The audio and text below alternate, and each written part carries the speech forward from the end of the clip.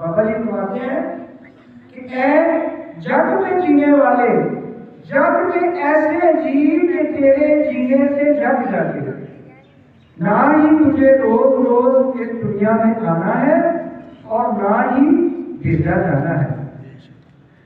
جب تو اس دنیا میں آیا تھا تو رو رہا تھا اور لوگ تیرے گھر والوں کو مبارکبادیاں پیش کر رہے تھے۔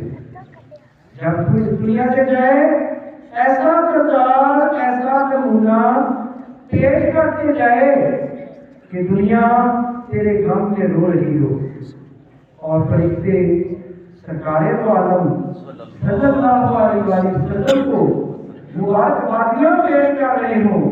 یا رسول اللہ صلی اللہ علیہ وسلم کہ آپ کا ایک اور اونچی دنیا سے کامیاب ہو کر آیا ہے۔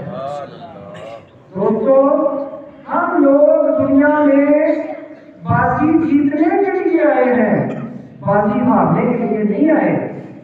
اور اے مسلمان، تیرا مقام تو پھر پوری دنیا سے عرفہ پاتا ہے، کیونکہ تجھے ایک کلمہ گو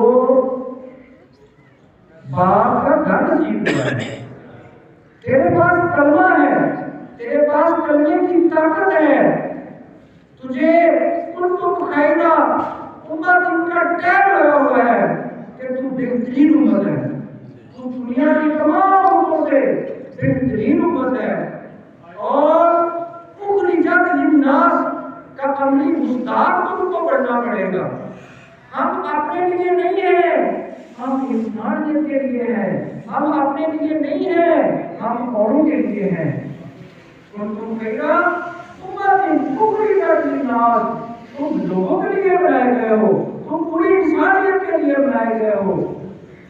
جس طرح ہمارے آقا علیہ السلام رحمت للعالمین ہے نا، اسی طرح ہمیں ہر وقت یہ بات غور کرنی چاہیے کہ ہم پوری کا للناس ہیں، ہم لوگوں کے لیے بنائے گئے ہیں، ہم دوسروں کے لیے بنائے گئے ہیں، ہم نے دوسروں کو آسانیاں دینی ہیں۔ یہی بابا جی سرکار رحمۃ اللہ علیہ کا مشن ہے۔